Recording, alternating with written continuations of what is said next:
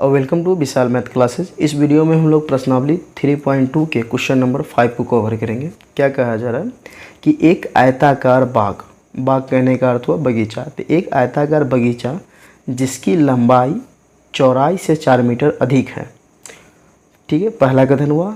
फिर इसी बाग का अर्ध परिमाप 36 मीटर है, तो बाग की बीमाएँ ज्ञात करें, अर्थात लंबाई और चौड़ाई निकालें। सपोज दैट अगर फिगर हम लोग देख लें तो ये मान लेते हैं एक आयताकार बाग हुआ जिसकी लंबाई चौड़ाई से 4 मीटर अधिक थी।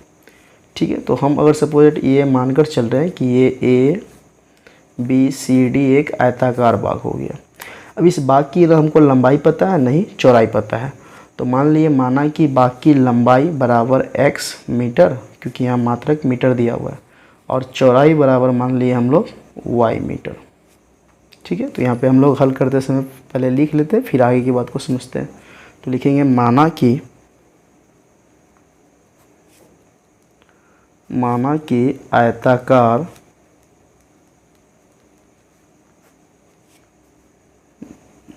बाग की लंबाई बराबर x मीटर तथा चौड़ाई बराबर y मीटर। ऐसा हमने मान लिया कि ये एक आयताकार बाग है जिसकी लंबाई x मीटर और चौड़ाई y मीटर।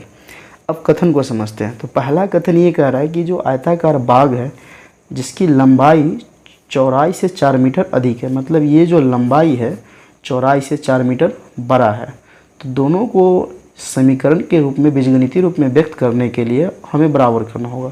तो लंबाई पहले से 4 मीटर बड़ा है, तो दोनों को बराबर करने के लिए ये जो लंबाई ये पहले से 4 मीटर बड़ा है, चौड़ाई 4 मीटर छोटा है, तो दोनों को बराबर करने के लिए या तो इसमें से 4 घटा दीजिए या नहीं तो इसमें 4 ऐड कर दीजिए। मतलब इसमें 4 घटा देंगे तो इसका जो वैल्यू होगा वो 4 कम जाएगा, या नहीं तो इसमें 4 ऐड कर दीजिए, मतलब जोड़ दीजिए, तो इसका जो भी मान होगा उसमें 4 जोड़ने के बाद इसका मान और इसका मान दोनों इक्वल हो जाएगा। तो हम लोग लिखेंगे इसीलिए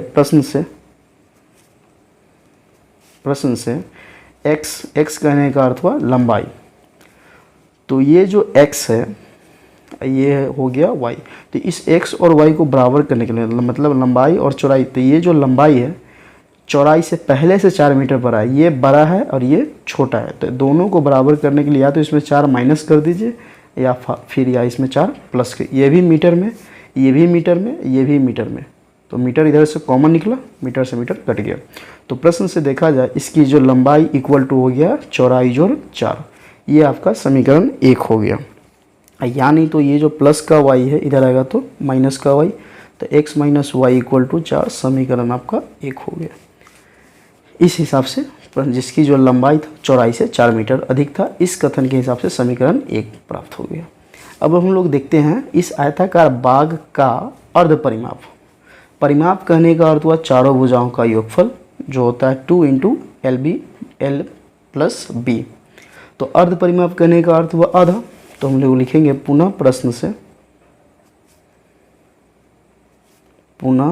से 2 इंटू लंबाई प्लस चौड़ाई बट्टा 2, मतलब परिमाप कहने का अर्थ हुआ 2 इंटू लंबाई प्लस चौड़ाई, और अर्ध परिमाप है तो परिमाप का आधा।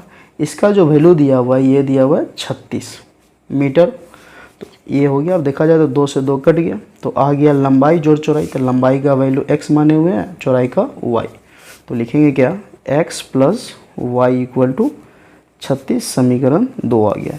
ये जो कह रहा था आयताकार बाग का अर्ध परिमाप 36 मीटर है, इस कथन से समीकरण 2 प्राप्त हुआ। अब समीकरण 1 और 2 को हम लोग सॉल्व करेंगे। ये अर्ध परिमाप हुआ, परिमाप कहने का अर्थ हुआ 2 इंटू लंबाई प्लस चौड़ाई, और अर्ध कहने का अर्थ हुआ बट्टा 2 से 2 कट गया, बच गया लंबाई प्लस चौड़ाई, तो लंबाई का वैल्यू x, चौड़ाई का y इक्वल टू 36। अब समीकरण 1 और 2 को सोल्व करके x y का मान ज्ञात करना। सिंपली अगर हम लोग लुप्तीकरण का जो पीछे पढ़े हैं, लुप्तीकरण, अगर आपको लुप्तीकरण नहीं आता है डिस्क्रिप्शन में लुप्तीकरण जो वीडियो क्या उसका मैं लिंक दे दूंगा, देख लीजिएगा।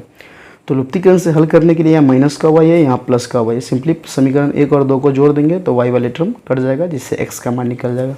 तो लिखेंगे हम लोग इसीलिए समीकरण 1 प्लस समीकरण 2 से। ऐसा क्यों कर रहे हैं? क्योंकि हमें बीमा ज्ञात करना है, मतलब बाग की लंबाई और चौड़ाई ज्ञात करना है। तो समीकरण 1 और 2 से, तो समीकरण 1 हो गया x minus Y equal to 4 और समीकरण 2 हो गया x plus y equal to 36। Simply add कर रहे हैं तो चिन्ह में कोई परिवर्तन नहीं होगा।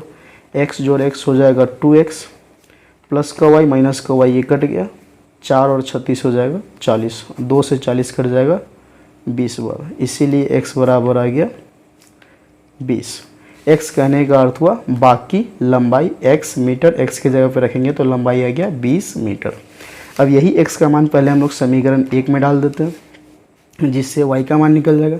तो इसीलिए समीकरण 1 से, तो समीकरण 1 क्या है? x minus Y equal to 4, तो x minus Y equal to 4, तो x के जगह पे 20 पुट करेंगे तो 20 माइनस वाई इक्वल टू 4, ये प्लस का 20 उधर जाएगा तो माइनस का 20, इधर बच जाएगा माइनस वाई, 4 माइनस 20, तो minus Y equal to minus 20 में से प्लस 4 गया तो माइनस का 16, माइनस से माइनस कट गया, इसीलिए y इक्वल टू आ गया 20, सॉरी y इक्वल टू 16। तो y इक्वल टू 16 कहने का मतलब ये हुआ बाग की चौड़ाई, और x इक्वल टू 20 कहने का अर्थ हुआ बाग की लंबाई। तो हम लोग फिर अतः लिखेंगे क्या? अतः हमें बाग की बीमा ज्ञात करना था, तो अतः आयताकार बाग की पहले तो हम लोग लंबाई और चौड़ाई के बारे में लिख दें, तो इसीलिए लंबाई बराबर हो गया x मीटर, तो x का वैल्यू 20 आया है तो हो जाएगा 20 मीटर, तथा चौड़ाई बराबर जो हम लोग माने थे वो y मीटर, तो y का वैल्यू आया 16, तो ये हो गया 16 मीटर। इसीलिए लिखने के बाद फिर हम लोग नीचे लिखेंगे अतः आयताकार बाग की बीमाएँ। तो बीमाएँ जो लिखा जाएगा ना, देखिए बीमा कहने का अर्थ हुआ जैसे हम इस कमरे में बैठे हुए हैं, तो इस कमरे का जो फर्श होगा उसकी कुछ बीमा होगा, मतलब लंबाई गुने चौड़ाई। आप जिस कमरे में बैठे होंगे उसकी भी कुछ बीमा होगी, लंबाई गुने चौड़ाई। तो बीमा कहने का अर्थ हुआ लंबाई गुने चौड़ाई, तो इसका लंबाई है 20 और चौड़ाई है 16। तो हम लोग अतः आयताकार बाग की बीमा जो लिखेंगे वो लिखेंगे 20 मीटर और गुने 16 मीटर